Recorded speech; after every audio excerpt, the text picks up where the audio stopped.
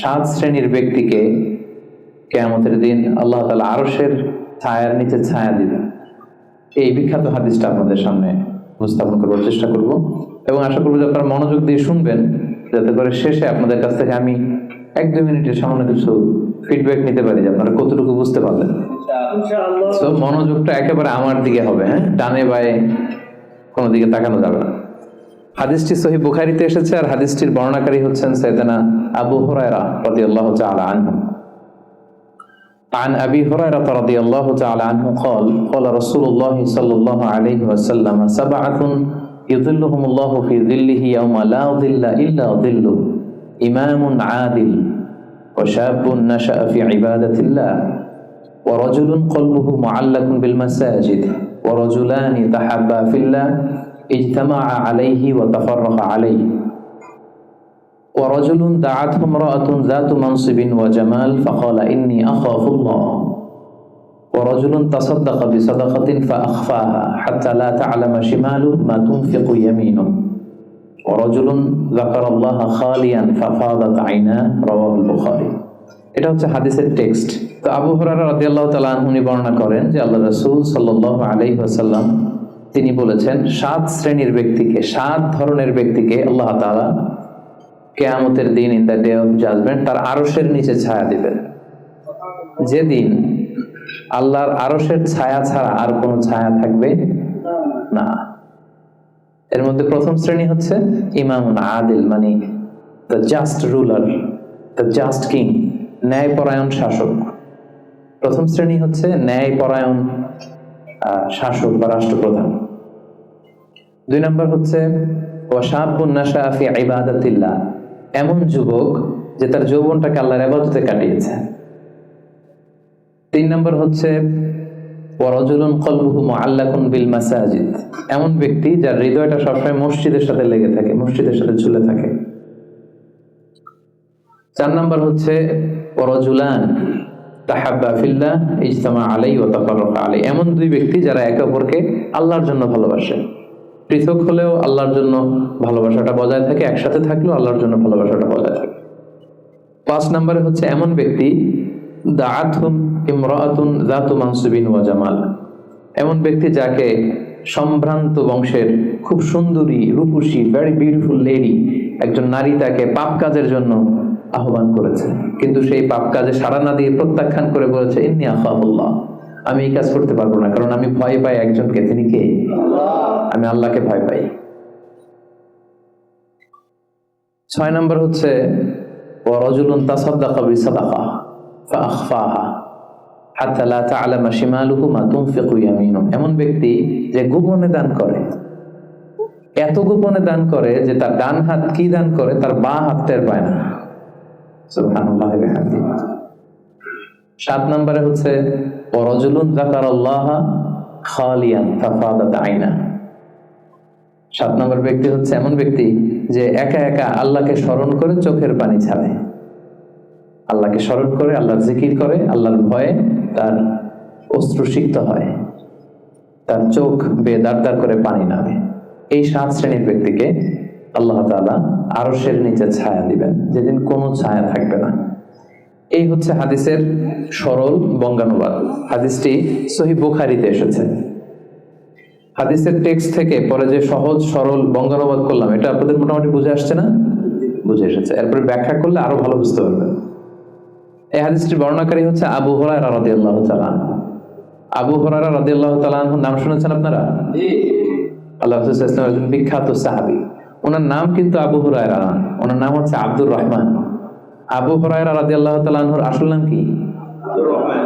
সবাই বলতে হবে আব্দুর রহমান। তো উনি আবু হুরায়রা হলেন কি করে? হিজরাতুন মানে বিড়াল, আর হুরায়রা মানে ছোট্ট বিড়াল। তো উনি বিড়াল পালতেন, বিড়াল নিয়ে দুষ্টামি করতেন। আমাদের অনেকে শখ আছে, ঘরে আমরা বিড়াল পালি। তো উনি একবার ঢোলা জামা, জুব্বার আস্তিনের মধ্যে বিড়াল নিয়ে রাসূল সাল্লাল্লাহু আলাইহি ওয়াসাল্লামের কাছে আসছেন। তো আল্লাহ রাসূল দেখলেন যে আবু হুরায়রা বিড়াল নিয়ে দুষ্টামি করতেছে। তো আল্লাহ রাসূল সাল্লাল্লাহু আলাইহি ওয়াসাল্লাম রসিকতা করে মজা করে ডাক দিলেন, ইয়া আবা হুরায়রা, এই বিড়ালের বাবা। আসলে নাম কি ছিল? আব্দুর রহমান। টাকা দরকার ছিল ইয়া আব্দুর রহমান। এটা না ডেকে রাসূল সাল্লাল্লাহু আলাইহি ওয়াসাল্লাম মজা করে বললেন, ইয়া আবা হুরায়রা, হে বিড়ালের বাবা। রাসূল সাল্লাল্লাহু আলাইহি ওয়াসাল্লাম কিন্তু এরকম মজা প্রায় করতেন, প্রায় সাহাবাদের মধ্যে তিনি মজা করতেন, রসিকতা করতেন, তবে এটা হালাল রসিকতা ছিল, হালাল এন্টারটেইনমেন্ট। রাসূল সাল্লাল্লাহু আলাইহি ওয়াসাল্লাম একটু রসিকতা করে বললেন, ইয়া আবা হুরায়রা, হে বিড়ালের বাবা। তখন থেকে আবু হুরায়রা রাদিয়াল্লাহু তাআলা আনহুকে সবাই আব্দুর রহমান না বলে বিড়ালের বাবা বলে ডাকতে শুরু করলো, সুবহানাল্লাহ। এবং উনি নিজেও এটা নিজের জন্য পছন্দ করলেন, বিড়ালের বাবা। তো ওনার নাম হচ্ছে বেসিক্যালি আব্দুর রহমান, কিন্তু যেহেতু বিড়াল নিয়ে দুষ্টামি করতেন এবং রাসূল সাল্লাল্লাহু আলাইহি ওয়াসাল্লাম একবার যখন হে বিড়ালের বাবা বলে ডাক দিলেন, তারপর থেকে উনি কি হয়ে গেলেন? আবু হুরায়রা। উনি এই হাদিসটি বর্ণনা করেছেন, উনি নিজে শুনেছেন রাসূল সাল্লাল্লাহু আলাইহি ওয়াসাল্লামের কাছ থেকে এই হাদিসটি। উনি সর্বাধিক হাদিস বর্ণনাকারী সাহাবী, উনার চেয়ে বেশি হাদিস কোন সাহাবী বর্ণনা করেননি। 5374টি হাদিস বর্ণনা করেছেন। মসজিদে নববীর পাশে একটা বারান্দা আছে, এটাকে বলে সুফা। এই বারান্দায় যে সাহাবারা থেকে থেকে পড়াশোনা করতো ওনাদেরকে বলা হতো আহলে সুফা। আবু হুরায়রা রাদিয়াল্লাহু তাআলা আনহু এই আহলে সুফার সদস্য ছিলেন। উনি বলতেন যে আমাদের অনেক সাহাবারা ব্যবসা করতো, কেউ এটা করতো সেটা করতো, আমি কিছুই করতাম না। আমার শুধু খাওয়ার ব্যবস্থাটা হইলেই আমি রাসূল সাল্লাল্লাহু আলাইহি ওয়াসাল্লামের সাথে থাকতাম, সারাদিন থাকতাম, আর উনি যাই বলতো আমি এটা মানুষের কাছে বর্ণনা করে পৌঁছে দিতাম, সুবহানাল্লাহ। এজন্যই উনি এত হাদিস বর্ণনা করেছেন। শুরুতে উনি এত হাদিস বর্ণনা করতে পারতেন না। উনি একবার বললেন, ইয়া রাসূলুল্লাহ সাল্লাল্লাহু আলাইহি সাল্লাম, আসমা'ু মিনকা হাদিসান কাসীরান, আমি তো আপনার কাছ থেকে অনেক হাদিস শুনি, ফালা আহফাজ, কিন্তু এগুলো আমার মনে থাকে না, কি করব? আল্লাহ রাসূল সাল্লাল্লাহু আলাইহি ওয়াসাল্লাম বললেন, উবসুত রিদাক, তুমি তোমার চাদরটা বিছিয়ে দাও। আবু হুরায়রা রাদিয়াল্লাহু তাআলা চাদর বিছিয়ে দিলেন। রাসূল সাল্লাল্লাহু আলাইহি ওয়াসাল্লাম ওই চাদরের মধ্যে এরকম হাত বুলিয়ে দিলেন, বললেন এবার এটা গায়ে দাও। এটা গায়ে দেওয়ার পর থেকে উনি বললেন, এরপর থেকে জীবনে যত হাদিস শুনেছি আল্লাহ রাসূল সাল্লাল্লাহু আলাইহি ওয়াসাল্লামের মুখ থেকে একটাও ভুলি নাই, একটাও ভুলিনি। রাসূল সাল্লাল্লাহু আলাইহি ওয়াসাল্লামের দোয়ার বরকত, রাসূল সাল্লাল্লাহু আলাইহি ওয়াসাল্লামের দোয়ার বরকতটা এরকম ছিল, উনি যদি কোনো লোনা পানির কুয়ার মধ্যে ওযু করে কুলির পানি ফেলতেন, ওইটা মুহূর্তের মধ্যে মিঠা পানির কুয়া হয়ে যেত। গাছের মধ্যে ফল ধরে না, রাসূল সাল্লাল্লাহু আলাইহি ওয়াসাল্লাম টাচ করলে এর পরের বছর ফল হতে হতে একেবারে সয়লাব। আনাস রাদিয়াল্লাহু তাআলা আনহুর জন্য একবার দোয়া করে দিয়েছিলেন, আল্লাহ তাকে সন্তান বেশি দাও, তাকে সম্পদ বেশি দাও। তো সন্তানের দোয়া এত কাজে লাগছে, ওনার সব মিলে 82 জন সন্তান ছিল, 80 জন ছেলে 2 জন মেয়ে। আর উনি বলতেন যে আমার এমন খেজুরের বাগান ছিল, মদিনার সবার খেজুরের বাগান বছরে খেজুর দিত একবার, আমার খেজুরের বাগানে বছরে খেজুর হতো 2 বার। রাসূল সাল্লাল্লাহু আলাইহি ওয়াসাল্লামের দোয়ার বরকত। মদিনার অনেক নবজাতক সন্তানদের মাথায় চুল গজায় না, রাসূল সাল্লাল্লাহু আলাইহি ওয়াসাল্লাম কোনো নবজাতক সন্তানের মাথায় হাত বুলিয়ে দিলে মাথার চুল তাড়াতাড়ি বড় হয়ে যেত, বারাকা। রাসূল সাল্লাল্লাহু আলাইহি ওয়াসাল্লাম হাত বুলিয়ে দিলেন, ওই হাত বুলানো চাদর আবু হুরায়রা রাদিয়াল্লাহু তাআলা আনহু গায়ে পড়লেন, আর ভুলে না কিছু, আর কিছু ভুলে না।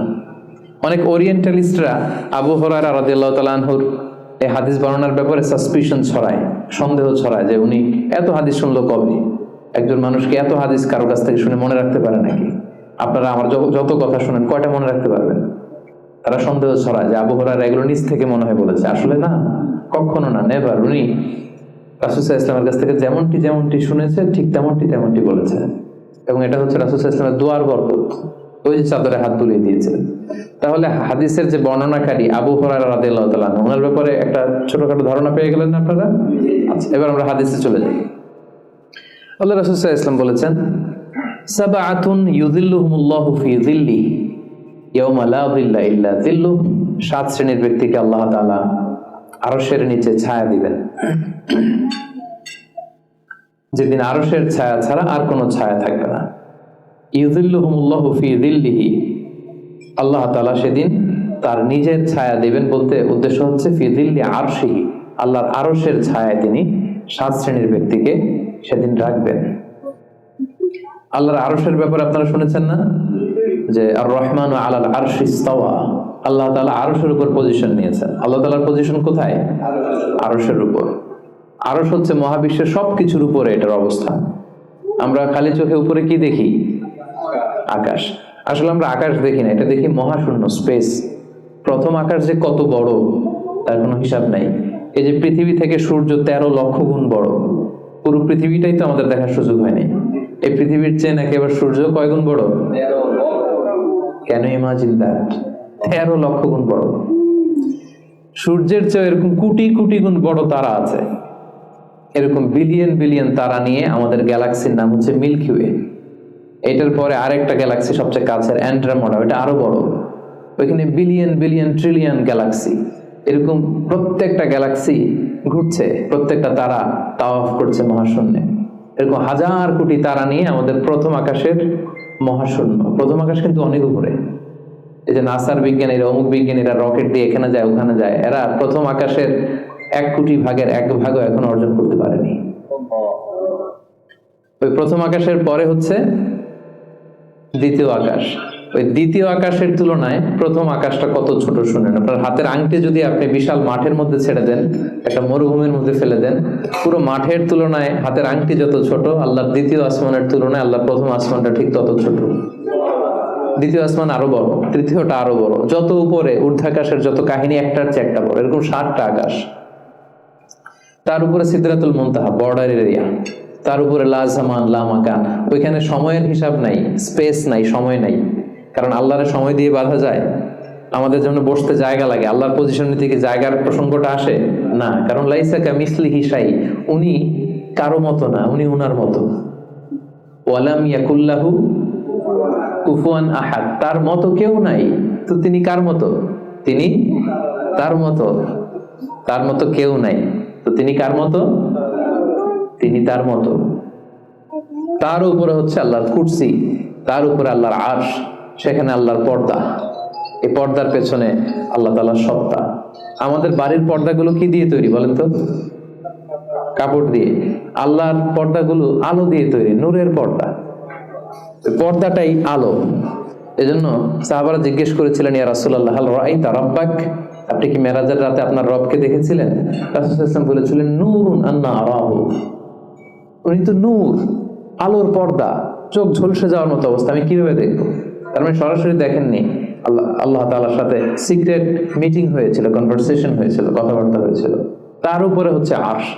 ওই আরশের ছায়ার নিচে কিয়ামতের ময়দানে আল্লাহ তাআলা 7 শ্রেণীর ব্যক্তিকে স্থান দিবেন। কয় শ্রেণীর? 7 শ্রেণীর ব্যক্তিকে স্থান দিবেন। যে দিনটা হবে 50 আলফা সানাহ মিম্মা তা'উদ্দুন, 50,000 বছরের সমান একটা দিন, কিয়ামতের দিন। 50,000 বছর। মানুষগুলো সব হয়রান হয়ে যাবে। ইহশারুন নাসু ইয়াউমাল কিয়ামাতি হুফাতান উরাতান মুশাতান গুরলা। রাসূল সাল্লাল্লাহু আলাইহি ওয়াসাল্লাম বলেন, প্রতিটি মানুষ হুফাত, কারো পায়ে জুতা নেই। আমাদের প্রত্যেকের জুতা আছে না আজকে? সেদিন জুতা থাকবে না। উরাতান, নেকেড, উলঙ্গ। গাড়ি নাই, কিছু নাই, ঘোড়া নাই, গুরলা, জন্মদিনের পোশাকে সবাই পাগলের মতো। আমাদের আয়েশা বলেন, ইয়া রাসূল, এটা কেমন কথা? কারো গায়ে যদি ড্রেস না থাকে তো সবাই লজ্জা পাবে না? একে অন্যকে দেখে হাসাহাসি করবে না? আল্লাহ রাসূল সাল্লাল্লাহু আলাইহি ওয়াসাল্লাম বললেন, লিকুল্লি ইমরিইম মিনহুম ইয়াউমা ইদিন শাআনু ইউগনি। আয়েশা, সেদিনটা এত ভয়ঙ্কর হবে যে অন্যের কি অবস্থা এটা চিন্তা করতেই সে ভুলে যাবে। নিজের অবস্থা নিয়ে এত পেরেশানিতে সে থাকবে, ঘর্মাক্ত, ক্লান্ত, শ্রান্ত, পেরেশান। সূর্যটা একেবারে মাথার কাছে চলে আসবে, সূর্যের তাপে মাথার মগজগুলো গলে নাকের ছিদ্র, কানের ছিদ্র দিয়ে বেয়ে বেয়ে পড়বে। জিহ্বাটা কুকুরের মতো বেরিয়ে আসবে সামনের দিকে। মানুষ হাঁপাতে থাকবে, দৌড়াতে থাকবে, ক্লান্ত শ্রান্ত, কেউ কাউকে চেনে না। ইয়াউমা ইয়াফিরুল মারউ মিন আখিহি ওয়া উম্মিহি ওয়া আবিহি ওয়া সাহিবাতিহি ওয়া বানিহি। ভাই ভাইকে চিনবে না, পরিচয় দিবে না। মা ছেলেকে দেখে পরিচয় দিবে না, বন্ধু বন্ধুকে দেখে পরিচয় দিবে না। সবাই ইয়া নাফসি ইয়া নাফসি। ওই ভয়ঙ্কর দিনে আল্লাহ তাআলা 7 শ্রেণীর লোককে তার আরশের নিচে ছায়া দিবেন। আমরা কি চাই না যে আমরা ওই 7 শ্রেণীর অন্তর্ভুক্ত হই? আমরা আল্লাহ তাআলার কাছে কামনা করি আমরাও যেন সেই 7 শ্রেণীর অন্তর্ভুক্ত হয়ে সে ভয়ঙ্কর দিনে আল্লাহ তাআলার আরশের নিচে ছায়া পেতে পারি। আরো জোরে আমরা সবাই পড়ি আমিন। ওই 7 শ্রেণীর ব্যক্তিদের মধ্যে প্রথম শ্রেণী হচ্ছে ইমামুন আদিল, ন্যায়পরায়ণ শাসক, the just ruler, the just king. যেই বাদশাহ, যেই শাসক, যেই কিং তার প্রজাদের প্রতি ন্যায়পরায়ণ ভাবে বিচার করে, ইকুয়ালি ট্রিট করে সবাইকে, কারোর উপর জুলুম করে না। কারণ আল্লাহ তাআলা জুলুম পছন্দ করেন না। আল্লাহ কি কারোর উপর জুলুম করেন? কিয়ামতের দিনের বিচারে তিনি কারোর উপর জুলুম করবেন? আল্লাহ তাআলা বলেন, ইন্নী হাররামতু যুলমা আলা নাফসি, আমি আমার উপর জুলুমকে হারাম করেছি, ফালা তাযালামু, তাই তোমরাও তোমাদের উপর জুলুম করো না, খবরদার। আর যুলমু যুলুমাতুন ইয়াউমাল কিয়ামাহ, যারা পৃথিবীর বুকে কারো উপর জুলুম করবে, এই জুলুমটা জুলুমাত হয়ে, অন্ধকার হয়ে তার কাঁধে চেপে বসবে কিয়ামতের দিন। সো আল্লাহ তাআলা প্রথম 7 জনের মধ্যে সর্বপ্রথম যাকে আরশের নিচে ছায়া দিবেন তিনি হচ্ছেন ইমামুন আদিল, just king, the just ruler, ন্যায়পরায়ণ শাসক, যারা আদালতের সাথে কাজ করে। ইন্নাল্লাহা ইয়া'মুরুকুম বিল আদলি ওয়াল ইহসান, আল্লাহ তাআলা এই আদালতের ব্যাপারে, জাস্টিসের ব্যাপারে সবসময় তিনি আদেশ করেন। জাস্টিস ভায়োলেট হয়, ন্যায়পরায়ণতা, ইনসাফ, এটা ভায়োলেট হয়, এটা আল্লাহ তাআলা কখনো চান না। যারা বিচার করার সময় ন্যায় বিচার করে, উভয় পক্ষের কথা শুনে, যারা রায় দেওয়ার সময় ন্যায়সঙ্গত ভাবে রায় দেয়, যারা জনগণের ট্রিট করার সময় সঠিকভাবে ট্রিট করে, সেই ধরনের রাজা যারা, সেই ধরনের কিং যারা, রুলার যারা, তারা সেখানে স্থান পাবে। এটা শুধু আল্লাহর কাছেই না, যারা জাস্ট রুলার তাদেরকে দুনিয়ার মানুষরাও পছন্দ করে না অনেক। উদাহরণস্বরূপ বলছি, ফর এন এক্সাম্পল, এই যে রেসেপ তাইয়িপ এরদোয়ান, জাস্ট উদাহরণ, আরো অনেক ভালো ভালো রুলার আছে, আপনারা আরো ভালো বলতে পারবেন। তো এই যে তুরস্কের রেসেপ তাইয়িপ এরদোয়ান, মুসলিম বিশ্বের বিভিন্ন ইস্যু নিয়ে উনি খুব কনসার্নড, চমৎকার চমৎকার উদ্যোগ নিচ্ছে, এটা আমাদের খুব ভালো লাগে না? আমাদেরকে অনুপ্রাণিত করে, আমাদেরকে উজ্জীবিত করে। ইভেন কি অমুসলিম রাষ্ট্রপ্রধান যারা এই জাস্ট রুলার, যারা সব সময় কি করে, ন্যায়পরায়ণতার সাথে মানুষের সাথে ট্রিট করে, তাদেরকে সবাই পছন্দ করে। কানাডার প্রধানমন্ত্রীর নাম জানেন আপনারা? এই যে জাস্টিন ট্রুডো, সে অমুসলিম, তাই না, খ্রিস্টিয়ান খুব সম্ভবত, তারপরেও তাকে সবাই খুব পছন্দ করে। কেন? He is a just ruler, তাই না? জনগণের প্রতি সে ন্যায়পরায়ণ, একজন ন্যায়পরায়ণ রাষ্ট্রনায়ক সে। সো ইমামুন আদিল, প্রথম শ্রেণী হচ্ছে এমন শাসক যে হচ্ছে ন্যায়পরায়ণ, যার কাছে কেউ বিচার চাইলে সে মাজলুম হয় না, তার জনগণের প্রতি যে দায় দায়িত্ব এটা সে সঠিকভাবে পালন করে। বিচার করার সময়, রায় দেওয়ার সময় সে উল্টাপাল্টা রায় দেয় না, আদালতের সাথে সবাইকে এক চোখে দেখে। এই ব্যক্তিকে সেদিন আল্লাহ তাআলা আরশের নিচে ছায়া দিবে। এই পয়েন্টটা সবার কাছে ক্লিয়ার না? আচ্ছা, ইমামুন আদিল। 2 নাম্বার হচ্ছে ওয়াশাবুন নাশাআ ফি ইবাদাতিল্লাহ, এমন যুবক যে যুবক তার যৌবনটাকে আল্লাহর ইবাদতে কাটিয়েছে। এখানে এই যে আপনারা যারা বসে আছেন বেশিরভাগই হচ্ছেন যুবক, বেশিরভাগই, সবাই তো যুবক। আমি তো বয়স্ক তেমন কাউকে দেখতে পাচ্ছি না, 2-1 ছাড়া, 2-1 তাও খুব বয়স্ক না, আমাদের কাছাকাছি বা কিছু বড় হবে, ঠিক কিনা? সাধারণত যুবক ধরা হয় কোন বয়স থেকে কোন বয়সে? লেটস সে 20 থেকে 40, তাই না? 20 থেকে 40, এই 20 বছরের সময়টা হচ্ছে একেবারে জীবনের সবচাইতে মাহেন্দ্রক্ষণ। এত শক্তি, সম্ভাবনা, টকবগে যুবক, যুবকদের মধ্যে আল্লাহ অনেক প্রাণ শক্তি দিয়েছে। এরা বিপ্লব ঘটায় ফেলতে পারে, এরা সময়ের গতি স্রোতকে পাল্টে দেয়, সাগরের স্রোতকে উল্টে দেয়, এরা বিপ্লব করে ফেলে, ইতিহাস রচনা করে, ঠিক কিনা?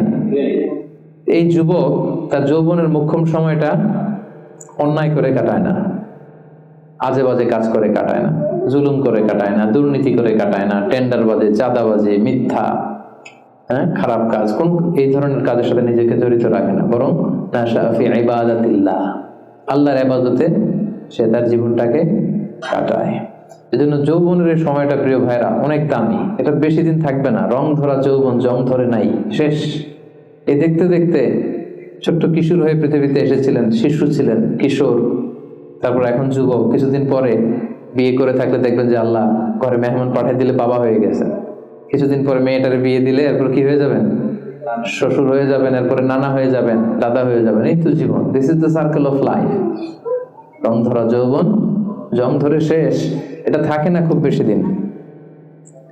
এজন্য এই যৌবনের এই সময়টাকে যারা আল্লাহর ইবাদতে তারা কাটিয়েছে, তাদেরকে আল্লাহ তাআলা আরশের নিচে ছায়া দিবেন। নাশাআ ফি ইবাদাতিল্লাহ। এবং যৌবনের ইবাদতকে আল্লাহ তাআলা খুব বেশি পছন্দ করে।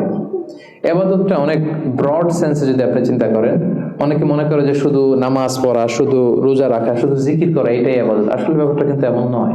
মানব কল্যাণে আপনি যাই করেন, আল্লাহ তাআলার আদেশ পালনে আপনি যাই করেন, সবটাই ইবাদত, ঠিক কিনা? আপনি যদি রক্ত দেন, মুমূর্ষ রোগীকে বাঁচাতে রক্তের প্রয়োজন হয় না?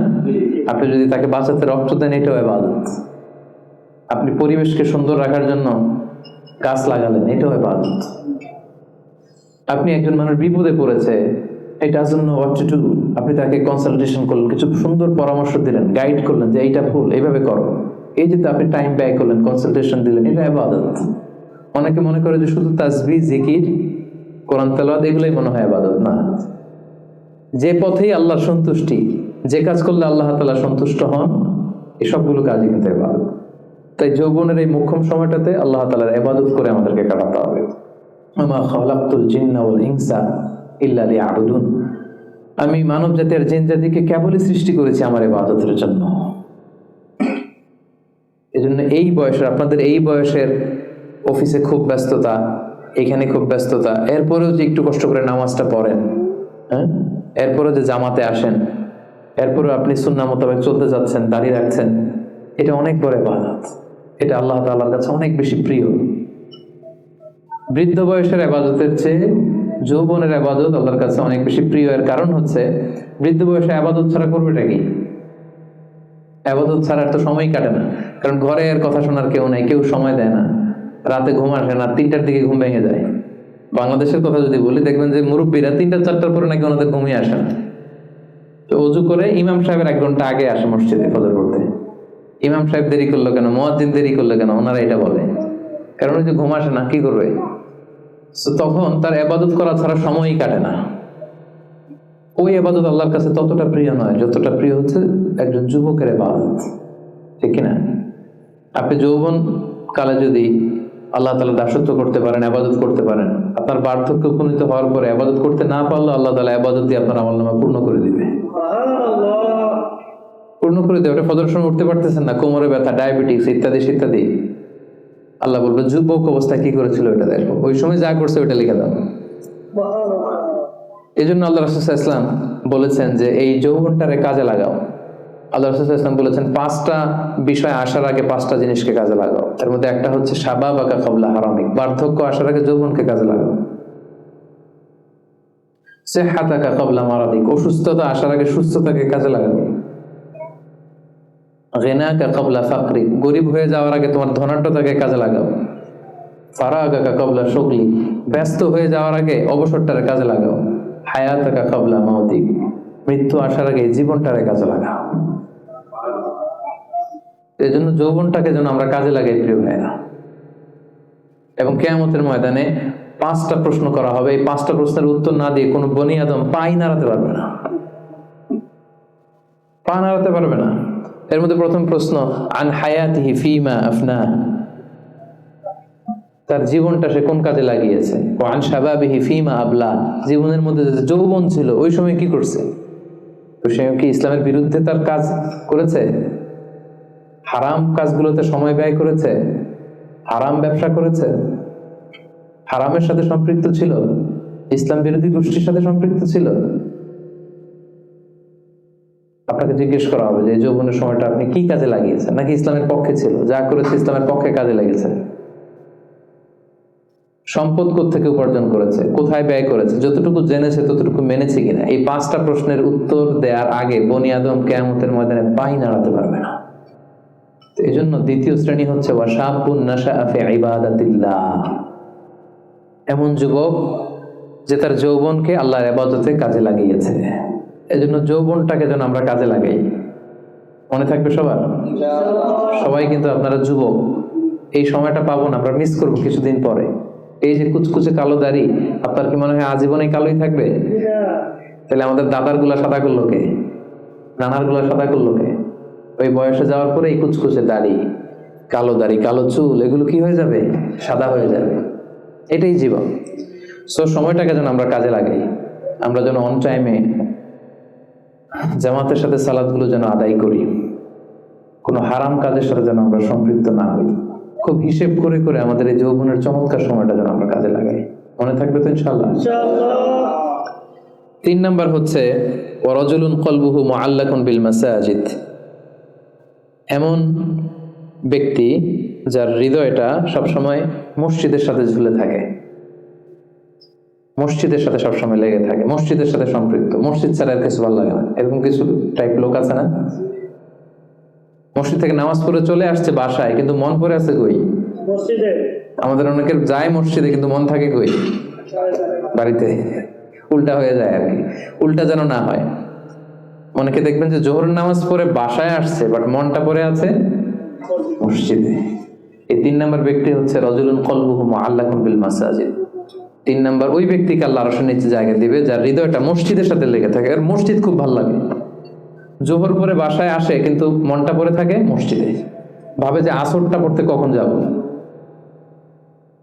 আবার আসরের সময় যে যখন বের হয় মনে মনে ভাবে মাগরিবের সময় আমি কই থাকবো, আশেপাশে সূরাও থাকবে কিনা, মসজিদের জায়গা থাকবে কিনা, নামাজটা জামাতে হবে কিনা, একটা টেনশন, একটা পেরেশানি, সবসময় মসজিদের দিকে মনটা লেগে থাকে সব সময়। এই ধরনের লোককে আল্লাহ তাআলা সেদিন তার আরশের নিচে ছায়া দিবেন। একটা হাদিস আল্লাহ রাসূল সাল্লাল্লাহু আলাইহি ওয়াসাল্লাম বলেছেন যে মান গাদা ইলাল মসজিদি আও রাহা আ'আদাল্লাহু লাহু নুজুলান ফিল জান্নাতি কুল্লামা গাদা আও রাহা। সকাল সন্ধ্যা যে ব্যক্তি সবসময় মসজিদে যায়, যতবার সে মসজিদে যাবে ততবার আল্লাহ তাআলা জান্নাতের মধ্যে তার জন্য স্পেশাল একটা অ্যাপার্টমেন্ট তৈরি করবেন, স্পেশাল একটা বানকুয়েট হল তৈরি করবেন। এই যে এরকম বানকুয়েট হল, যেখানে তার হসপিটালিটি, তাকে আপ্যায়নের জন্য ফেরেশতারা বসে থাকবে। আল্লাহু আকবার। এজন্য মসজিদের সাথে যেন আমরা আমাদের সম্পর্কটাকে গড়ে তুলি। যদি এই কোভিডের কারণে মসজিদে যাওয়ার সুযোগ খুব একটা আমাদের হচ্ছে না, আমি জানি না আপনাদের এলাকাগুলোতে কি অবস্থা, যেতে পারেন না। আমি নিজেও অনেকদিন মসজিদে নামাজ পড়তে পারছি না। মাঝে মাঝে আমাদের ইউনিভার্সিটিতে যেতাম জুমার সালাতে, এখন সেটাও যাওয়া যায় না, সুযোগ নাই। একটা সময় ছিল অনেকে যায় নাই, এখন মসজিদের দরজাগুলো বন্ধ। আমার মোহতারাম মরহুম নানা শ্বশুর গোলাম সরোয়ার সাইদি নানা ভাই ইন্তেকাল করেছেন, আপনারা জানেন। উনি চমৎকার একটা আলোচনা করেছিলেন। উনি বলছিলেন যে হে যুবক, তুমি কি এখনো মসজিদে যাবে না? তুমি কি দেখছো না গোটা বিশ্বের মসজিদগুলোতে তালা ঝুলছে? কখন তোমার হুঁশ ফিরবে? আর কবে তুমি নামাজি হবে? এখন তো তুমি চাইলেও যেতে পারবে না, এখন তো চাইলেও যেতে পারছি না, ঠিক কিনা? একটা সময় যাই নাই, অনেকেই যায় নাই, এখন মন চাচ্ছে মসজিদে যে নামাজ পড়বো, তারপরও যাওয়ার সুযোগ নাই। এই যে মালয়েশিয়াতে প্রায় 1 বছর ধরে আমরা মসজিদে রেগুলারলি যেতে পারছি না। কিছুদিন অবস্থা ভালো হলে খুলে দেয়, তারপরে আবার লকডাউন, আবার MCO, মুভমেন্ট কন্ট্রোল অ্যাক্ট। তো চাইলেও কিন্তু আমরা যেতে পারবো না। এবং এই পরিস্থিতি থেকে আসলে উত্তরণ হবে কিনা আমাদের কোনো গ্যারান্টি আছে? নতুন আরেকটা করোনা ভাইরাসের ধরন পাওয়া গিয়েছে ইউকেতে, লকডাউন, সব ইন্টারন্যাশনাল ফ্লাইট ক্যান্সেল। ওইটা নাকি এই কোভিডের 10 গুণ বেশি শক্তিশালী। এটা যদি চারদিক থেকে হামলা করে, অ্যাটাক করে, আমরা যাবো কোথায়? একটা সময় মসজিদে আমরা যাই নাই, এখন চাইলেও যেতে পারছি না। জন্য সম্মানিত ভাইয়েরা, আমরা আল্লাহ তাআলার কাছে দোয়া করি যে আমাদের এই কঠিন পরিস্থিতি থেকে আল্লাহ তাআলা আমাদেরকে উত্তরণ দিক, মসজিদগুলোকে আল্লাহ তাআলা খুলে দেওয়ার ব্যবস্থা করে দিক, আমরা যেন আবার আগের মতো মসজিদে যে আল্লাহ তাআলাকে সেজদা দিতে পারি। সো রাজুলুন কলবুহু মুআল্লাকুন বিল মাসাজিদ। 3 নম্বর হচ্ছে এমন ব্যক্তি যার অন্তরটা সবসময় মসজিদের সাথে লেগে থাকে। দেখবেন অনেক লোক আছে মসজিদে গেলে ভালো ফিল করে, he feels good, he feels very comfortable. মসজিদে গেলে কেমন যেন একটা আরাম লাগে, শান্তি লাগে, প্রশান্তি অনুভব হয়, হয় না আপনাদের?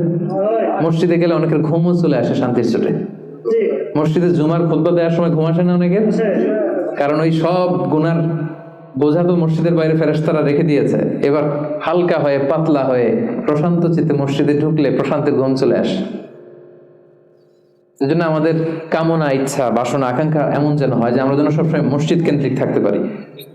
কাজী নজরুল খুব চমৎকার করে লিখেছেন, মসজিদেরই পাশে আমার, যাতে গড়ে বসে মুয়াজ্জিনের আজান শুনতে পাই। শুনেছেন না আপনারা?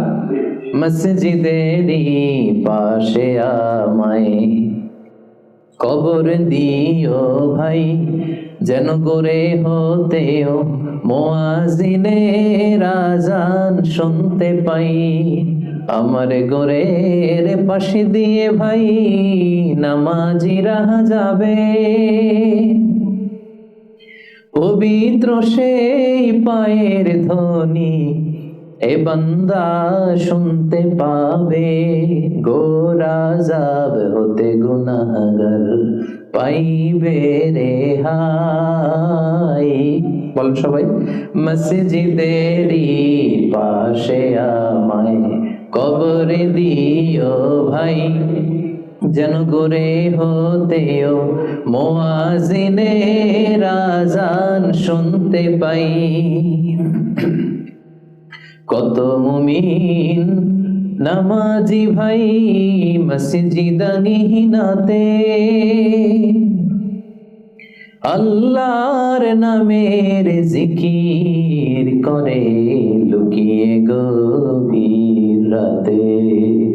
আমি তাদের সাথে ওই আল্লাহর নাম জপতে চাই, আল্লাহর নাম জপতে চাই। মসজিদেরই পাশে আমায় কবর দিও ভাই, যেন করে হতেও মুয়াজ্জিনের আযান শুনতে পাই। পড়েন আমিন। অসাধারণ চেতনা, হোয়াট ইজ স্পিরিট। ঢাকা বিশ্ববিদ্যালয়ের পাশে, খুব সম্ভবত কেন্দ্রীয় লাইব্রেরির পাশে নজরুলের কবরটা আজও আছে। আমি জিয়ারত করেছি একবার, যে পাশে মসজিদ, কেন্দ্রীয় মসজিদ ঢাকা বিশ্ববিদ্যালয়ের, তার পাশেই নজরুলের কবর। আজান হচ্ছে, লোকেরা দোয়া করছে, কবর জিয়ারত করছে। কি চেতনা ছিল, হৃদয় থেকে দোয়াটা করেছেন, আল্লাহ কবুল করেছেন, আলহামদুলিল্লাহ। রাজুলুন কলবুহু মুআল্লাকুন বিল মাসাজিদ। 3 নম্বর ব্যক্তি হচ্ছে যার হৃদয়টা সবসময় মসজিদের সাথে ঝুলে থাকে, সালাতের সাথে ঝুলে থাকে, সিজদার সাথে ঝুলে থাকে। মসজিদের সাথে সম্পর্ক আমরা বাড়াবো তো এখন থেকে, ইনশাআল্লাহ। রাজি আছেন সবাই? ইনশাআল্লাহ। আচ্ছা, চতুর্থ শ্রেণী হচ্ছে রাজুলানি তাহাব্বা ফিল্লাহ ইজতামা আলাইহি ওয়া তাফাররাকা আলাইহি। এমন 2 ব্যক্তি যারা একে অপরকে আল্লাহর জন্য ভালোবাসে, যারা একে অপরকে আল্লাহর জন্য ভালোবাসে। আল্লাহর জন্য ভালোবাসা, তারা যাই করে আল্লাহর জন্য করে। আমরা একে অপরের সাথে দেখা হলে বলি না, ভাই উহিব্বুকা ফিল্লাহ, আপনাকে আমি আল্লাহর জন্য ভালোবাসি, বলি না? এই যে আল্লাহর জন্য ভালোবাসা, একে অপরকে আল্লাহর জন্য যদি কেউ ভালোবাসে, এই 2 জন লোককে আল্লাহ তাআলা সেদিন আরশের নিচে ছায়া দেবে। হাদিসে কুদসিতে আল্লাহ তাআলা সেদিন বলবেন, আইনাল মুতাহাব্বুনা বিজালালি, আমার জন্য একে অপরকে ভালোবাসছি তারা কোথায়? কোথায় তোমরা যারা আমার জন্য একে অপরকে ভালোবেসেছো, কোথায় তোমরা? আসো। আজকে উযিল্লুকুম ফি যিল্লি ইয়াওমা লা যিল্লা ইল্লা যিল্লি, আজকে আমার আরশের নিচে আমি তোদের ছায়া দিয়ে রাখবো। আজকে আমার দেয়া ছায়া ছাড়া আর কোনো ছায়া নাই। তাই আমরা একে অপরকে যারা আল্লাহর জন্য ভালোবাসবো, তাদেরকে আল্লাহ তাআলা সেদিন আরশের নিচে ছায়া দিবেন। সুবহানাল্লাহ পড়েন। আল্লাহর জন্য ভালোবাসা কি? যাকে দেখলে আল্লাহর কথা স্মরণ হয়, তার কথা শুনলে আল্লাহর কথা স্মরণ হয়, তার সাথে বসলে আখিরাতের কথা স্মরণ হয়, এমন বন্ধু। আরেকজন আছে, এর সাথে বসলেই শুধু হিন্দি সিনেমার গান, এর সাথে বসলেই শুধু হারাম আলাপ, এর সাথে বসলেই অপ্রয়োজনীয় কথাবার্তা, অন্যের গীবত, চুগলখড়ি, ব্যাকবাইটিং, এগুলো। এটা আল্লাহর জন্য তার সাথে সম্পর্ক নয়। তার সাথে সম্পর্কটা আমার আল্লাহর জন্য, আল্লাহ তাআলার কারণে আমি তাকে ভালোবাসি, কারণ সে আল্লাহর বান্দা, সে আল্লাহর প্রিয় বান্দা, সে আল্লাহর আদেশগুলো মেনে চলে। তাহলে একে অপরের ভালোবাসা হবে কার জন্য? আল্লাহর জন্য। ইজতামা আলাইহি, এই ভালোবাসা নিয়েই তারা পৃথিবীতে একত্রিত হয়। ওয়া তাফাররাকা আলাইহি, এবং আল্লাহর উপর ভালোবাসা অবশিষ্ট রেখেই তারা পৃথিবী ত্যাগ করে। এই ধরনের লোককে আল্লাহ তাআলা সেদিন আরশের নিচে ছায়া দিবেন। এজন্য আমাদের সব কাজগুলো যেন প্রিয় ভাই একমাত্র আল্লাহর খুশির জন্য হয়। দুনিয়ার লোভের জন্য, দুনিয়ার স্বার্থের জন্য কোনো কাজ করা যাবে না। আপনি যদি দুনিয়ার স্বার্থের জন্য কোনো কাজ না করে শুধু আল্লাহর খুশির জন্য করেন, দুনিয়ার স্বার্থ এমনি উদ্ধার হয়ে যাবে, আই গ্যারান্টি। আপনি কয়েকদিন প্র্যাকটিস করে দেখেন যে যেটাই করব আমার আল্লাহ এই কাজে সন্তুষ্ট কিনা, এটা আপনি দেখে করেন, দেখবেন দুনিয়ার সবকিছু আপনার হাতের মুঠোয় চলে আসবে। ওটা দুনিয়াটা আপনার হাতের মুঠোয় আসবে যদি আল্লাহকে আপনি এইখানে স্থান দেন। আর দুনিয়াটার এইখানে স্থান দিলে গোটা দুনিয়া আপনাকে অপমান করে ছাড়বে, ঠিক কিনা? এই জন্য আমাদের ভালোবাসা যেন হয় শুধু কার জন্য? আল্লাহ রাসূল সাল্লাল্লাহু আলাইহি ওয়াসাল্লামকে আল্লাহ তাআলা আদেশ করেছে, হে নবী আপনি বলে দেন, কুল ইন্না সলাতি ওয়া নুসুকি ওয়া মাহইয়ায়া ওয়া মামাতি লিল্লাহি রাব্বিল আলামিন। হে নবী আপনি বলে দিন, আমার সালাত, আমার যাকাত, আমার রোজা, আমার হজ সবকিছু একজনের জন্য, তিনি কে? আল্লাহ। তাই আমাদের একে অপরের ভালোবাসাটা কার জন্য? আল্লাহর জন্য। আমি আপনাদেরকে আল্লাহর জন্য ভালোবাসি, এই যে আপনারাও আমাকে আল্লাহর জন্য ভালোবাসেন। তাহলে আমরা কিন্তু এই 7 শ্রেণীর ক্যাটাগরির মধ্যে পড়ে গেছি। আলহামদুলিল্লাহ করবেন না? তাহলে একে অপরকে কার জন্য ভালোবাসবেন? দুনিয়ার স্বার্থে? No, never. একজনের খুশির জন্য, তিনি কে? আল্লাহ। একে অপরকে যখন ইমানি ভাইকে, দিনী ভাইকে যখন কেউ আল্লাহ তাআলার জন্য ভালোবাসে, এই ব্যক্তিদেরকে আল্লাহ তাআলা সেদিন তার আরশের নিচে ছায়া দিবেন। তাহলে কয়টা গেল 7টার মধ্যে থেকে? কয়টা মনে আছে তো? আর কয়েক মিনিট বলি না? আচ্ছা, 5 নাম্বার হচ্ছে ওয়ারাজুলুন দাআতহু ইমরাআতুন যাতু মানসিবিন ওয়া জামাল।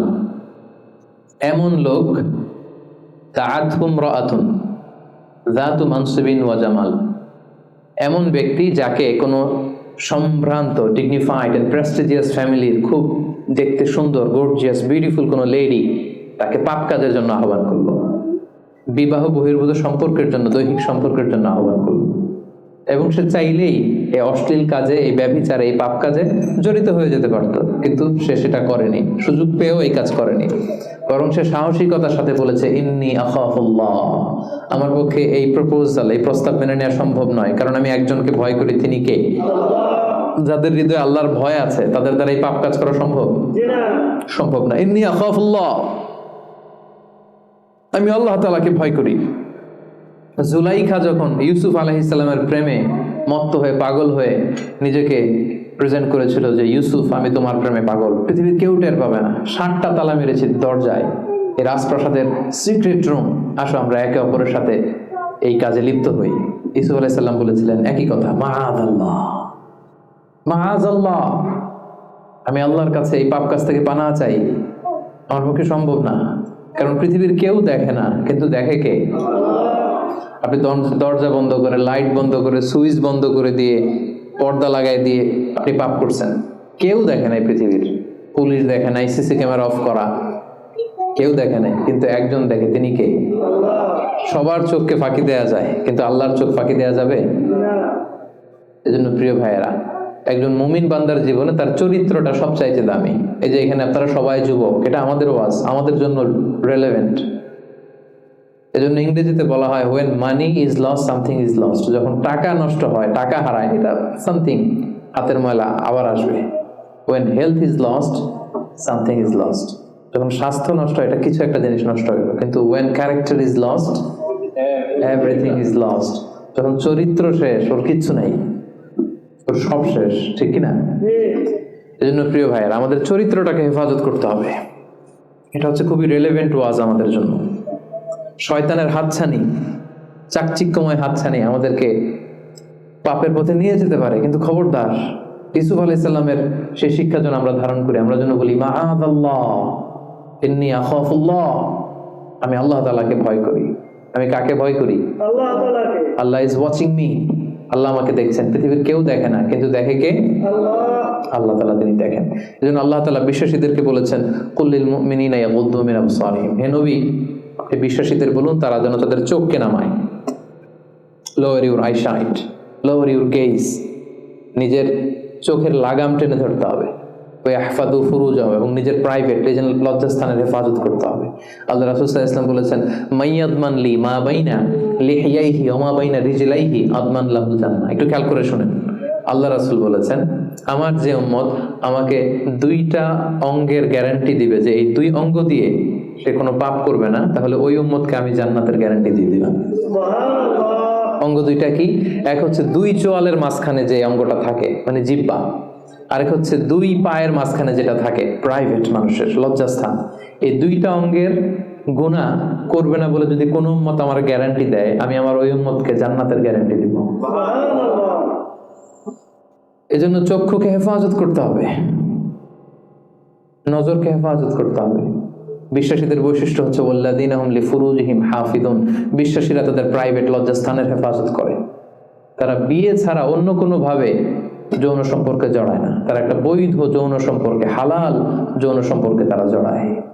বিয়ে ছাড়া কোনো যৌন সম্পর্ক ইসলাম আমাদের জন্য হালাল করে নাই। এজন্য যুবকদেরকে বিষ্ণু ঈসা ইসলাম বলেছেন ইয়া মা'আশারাশ শাবাব মান ইসতাতাআ মিনকুমুল বাআতা ফালিয়াতাযাওয়াজ, যাদের সক্ষমতা আছে আর্থিক এবং শারীরিক, ফালিয়াতাযাওয়াজ, বিয়ে করো। ফাইন্নাহু আগাদ্দু লিল বাসার, বিয়ে করলে চোখ নিম্নগামী হয়। ওয়া আহসানু লিল ফারাজ, লজ্জাস্থান হেফাজতে থাকে। ওয়া মান লাম ইয়াস্তাতি, যার সক্ষমতা নাই বিয়ে করার, ফাআলাইহি বিসসাওম, সে রোজা রাখো। সে কি করো, ফাইন্নাহু লাহু বিজা, কারণ এই রোজার মাধ্যমে তাকে পাপ কাজ থেকে আল্লাহ তাআলা বাঁচাবেন। সুবহানাল্লাহ। এখানে বিয়ে করছেন না সবাই? সবাই বিবাহিত? আচ্ছা, আলহামদুলিল্লাহ। আল্লাহ তাআলা খুব দ্রুত যারা বিয়ে করে নাই তাদেরকে বিয়ের ব্যবস্থা করে দেয়। বিয়েটা কিন্তু ভাই অনেক বরকতের। বিয়েটা কি অনেক বরকতের। হালাল পন্থায় আল্লাহর দেয়া যৌবনকে উপভোগ করুন। মুমিনের সম্পর্ক হয় শুধু হালালের সাথে, হারামের সাথে মুমিনের কোনো সম্পর্ক আছে? সম্পর্ক নাই। যে বিয়ে করে তার দিনদারি দিনের অর্ধেক পূর্ণ হয়ে যায়। আল্লাহ রাসূল সাল্লাল্লাহু আলাইহি ওয়াসাল্লাম বলেন, কেউ যখন বিয়ে করলো তার দিনের অর্ধেক পূর্ণ হয়ে গেল। ফালিয়াত্তাকিল্লাহা ফি নিসফিল বাকি, বাকি অর্ধেকের ভয় করলেই চলবে তার, এখন অর্ধেক পূর্ণ হয়ে গেছে। আল্লাহু আকবার। আল্লাহ রাসূল সাল্লাল্লাহু আলাইহি ওয়াসাল্লাম বলেছেন, নিকাহ মিন সুন্নতি, বিয়ে আমার সুন্নাত। ফামান রাগিবা আন সুন্নতি ফালাইসা মিন্নি, যে আমার সুন্নতকে ঘৃণা করে ও আমার উম্মত হতে পারে না। যারা বিয়ে করতে চায়, বিয়ে করে নিজের পাপ থেকে নিজেকে বাঁচাতে চায়, তাদেরকে সাহায্য করা আল্লাহ নিজের জন্য ওয়াজিব করে ফেলেছেন। 3 শ্রেণী, আল্লাহ বলে 3 ধরনের ব্যক্তিকে সাহায্য করা আমি আল্লাহর উপর ওয়াজিব। কয় শ্রেণীর? 3 শ্রেণীর। এর মধ্যে 1 শ্রেণীর হচ্ছে যে বিয়ে করতে চায়, আর নাকি আল্লাযী ইউরিদুল আফাফ, পুত পবিত্র থাকতে যে, চরিত্র বাঁচাতে যে বিয়ে করতে চায়, টাকা নাই, সমস্যা এটা সেটা, কিন্তু খুব চাচ্ছে বিয়ে করতে। আল্লাহ বলে ওই যুবককে হেল্প করা আমি আল্লাহর জন্য ওয়াজিব হয়ে গিয়েছে। অনেকে বিয়ে করে না এই জন্য যে আগে ধনী হয়ে নেই, টাকা পয়সা কিছু হোক এরপরে বিয়ে করবো, কিন্তু ইসলামের সিস্টেম হচ্ছে আগে বিয়ে করো, এরপরে আমি আল্লাহ তোমার ধনী বানাই দেবো। ধনী বানায় দেয় কে? তো আপনি আল্লাহর সিস্টেমে চলবেন না আপনার সিস্টেমে? ধনী হওয়ার সিস্টেমই তো হচ্ছে আগে বিয়ে করতে হবে। সব সফল লোকেরা, ধনী লোকেরা দেখবেন যে আগে বিয়ে করে ফেলছে। এজন্য আমরা যেন বিয়ে করে হালাল পন্থায় আল্লাহর দেয় যৌবনকে উপভোগ করি। হারামের সাথে যেন আমরা কখনো কোনোভাবে আপোষ না করি, সম্পর্ক না করি। তাই 5ম নাম্বার ব্যক্তি হচ্ছে যাকে কোনো রূপসী সুন্দরী পাপ কাজের অফার দেয়, সে কি অফারে ওই কাজে সাড়া দেয়?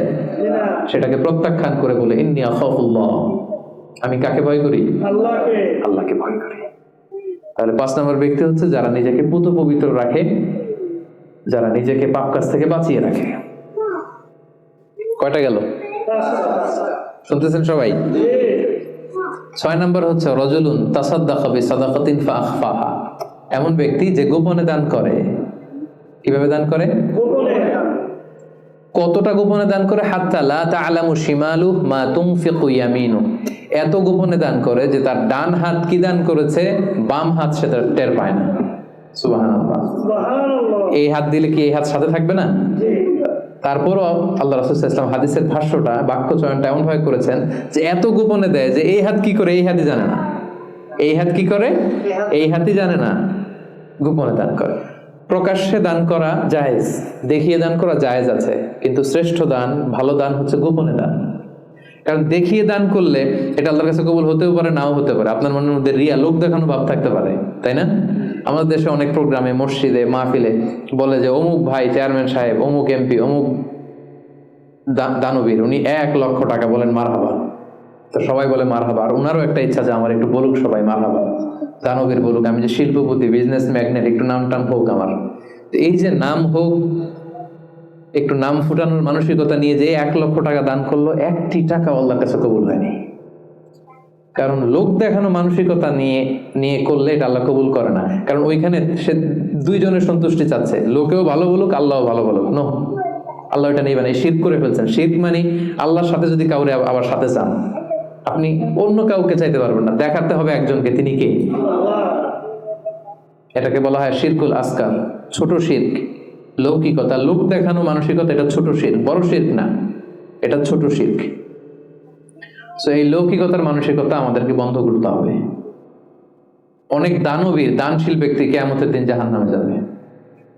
আল্লাহ বলবে যাও, go to the hell fire, জাহান্নামে যাও। সে বলবে আল্লাহ আমি তো কোটি কোটি টাকা দিয়েছি, ইয়াতিমখানা করলাম, মসজিদ করলাম, এটা করলাম, চ্যারিটি ফাউন্ডেশন করলাম, এত দান সাদকা করার পরে আমি জাহান্নামে যাব? আল্লাহ বলবেন সেটা তুমি করেছো, মানুষ তোমাকে হাতেমতাই বলবে, দানবীর বলবে, তোমাকে বিজনেস ম্যাগনেট বলবে, নাম ফুটানোর জন্য বলছো। তো নাম তো দুনিয়াতে হয়েছে, যেটা চাইছিলে ওটা তো পাইছো, আমার কাছে কি? আমার কাছে তোমার জন্য কিচ্ছু নাই, যাও জাহান্নামে যাও। ওইরকম দানশীল যেন আমরা না হয়, আল্লাহ আমাদেরকে হেফাজত করুন। গোপনে দান, যদিও সেটা অল্প হয়। কেউ নাই, একটা লোক বসে আছে অন্ধ, আস্তে করে 100 টাকা বের করে দিয়ে দিলেন, কেউ দেখে নাই, দেখার দরকারও নাই। যিনি দেখার দরকার উনি দেখছে। উনি কে? মসজিদের দান বাক্স 500 টাকা দিয়ে দিলেন, কেউ দেখে নাই। এটা দুনিয়ার কাউকে খুশি করার জন্য আপনি দেননি, শুধু আল্লাহকে দেখানোর জন্য দিয়েছেন। এই দানটা আল্লাহ খুব পছন্দ করে। সাদাকাতুস সির তুতফিউ গাদাবার রব, গোপন দান আল্লাহর রাগকে প্রশমিত করে, আল্লাহর রাগকে কমিয়ে দেয়।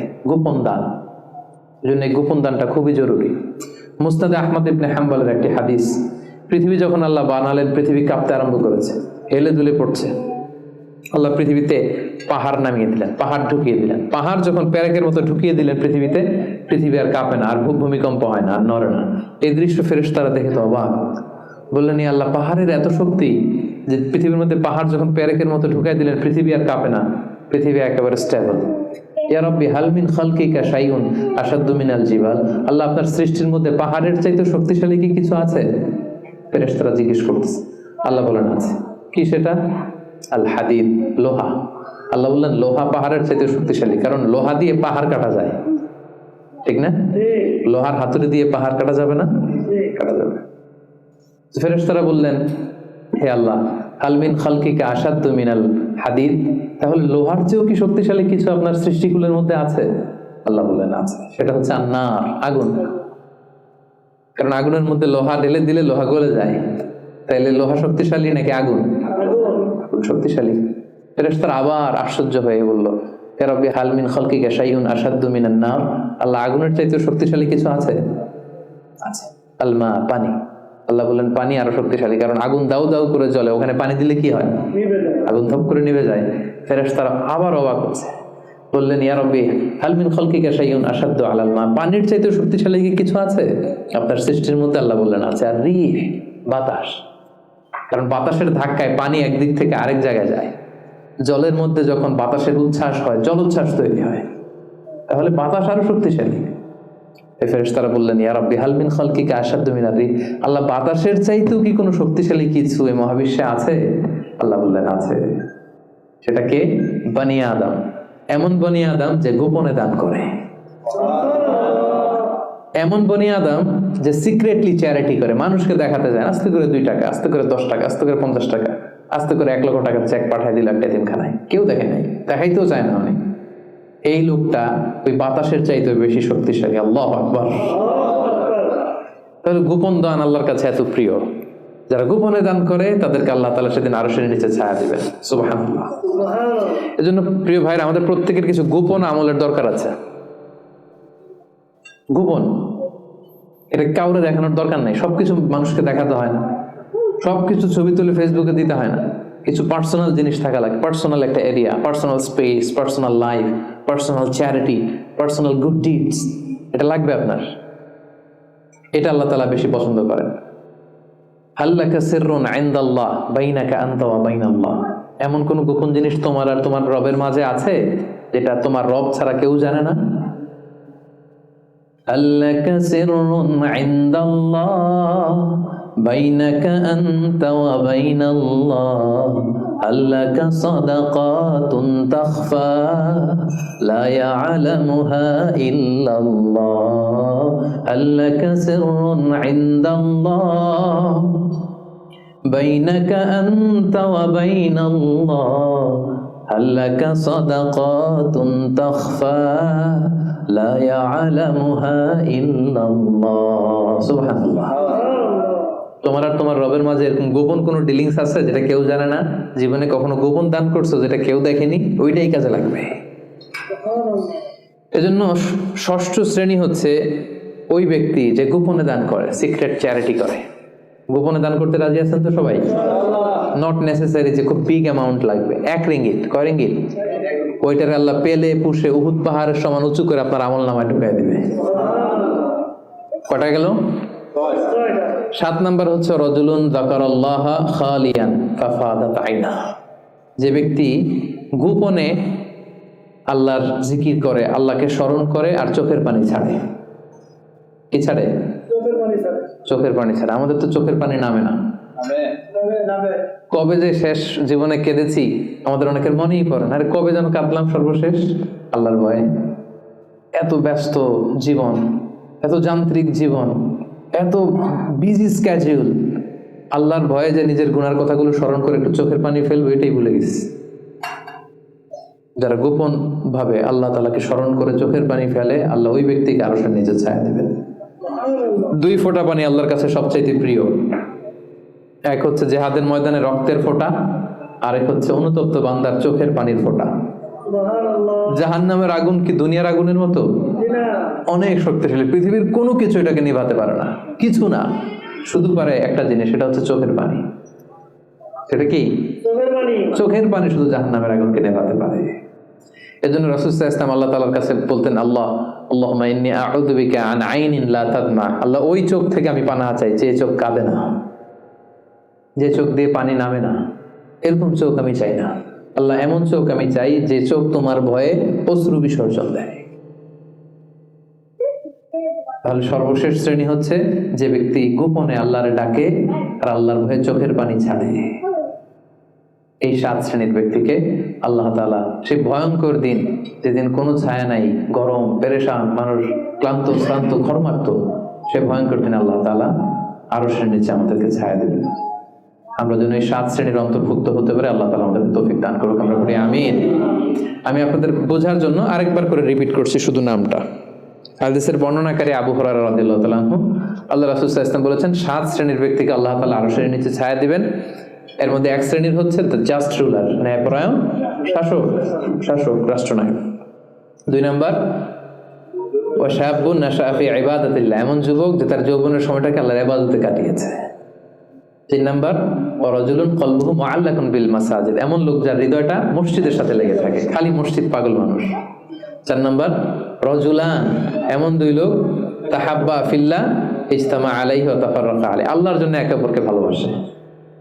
5 নাম্বার এমন লোক যাকে কোনো নারী, সুন্দরী রূপসী নারী পাপ কাজের অফার দেয়, সে অফার নেয় না, সে প্রত্যাখ্যান করে, রিজেক্ট করে দিয়ে বলে আমি আল্লাহকে ভয় পাই। 6 নাম্বার যে গোপনে দান করে, সিক্রেট চ্যারিটি করে, লোক দেখানো দান নয়।